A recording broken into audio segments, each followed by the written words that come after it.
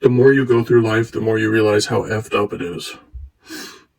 It is truly effed up, but it depends on your frame of mind, your life experience, and where you've been, what you've really been through. That matters for the context of how you see the world.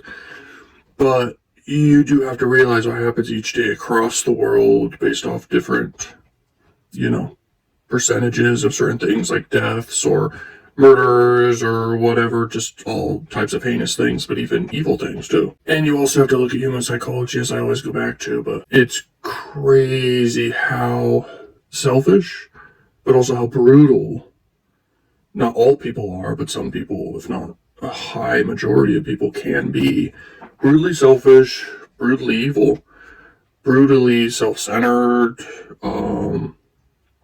out for themselves. People like to virtue signal, but ultimately, sometimes those are the worst people, for sure. And I'm not just talking about people who give away money online or whatever. That could be good, and it can have ripple effects that are good, but sometimes virtue signalers who are overly religious, but then gossip behind people's backs or do horrible things behind whatever, hidden. Those are sometimes the worst people. And so sometimes you realize you try to give people the benefit of the doubt, but ultimately they seem to let you down time and time again. And that's very interesting because I do strongly believe most people go through life innocent initially.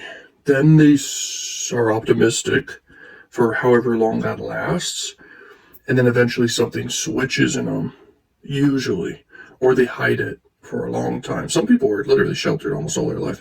That's very rare. But most people go through extreme pains and conflicts or whatever that changes them. Usually it's trauma. Usually it's also being attacked. Usually it really is coming down to feeling disenfranchised or things are not fair for them. That's what changes their outlook on life for sure. I've seen it. There's been times I've experienced that.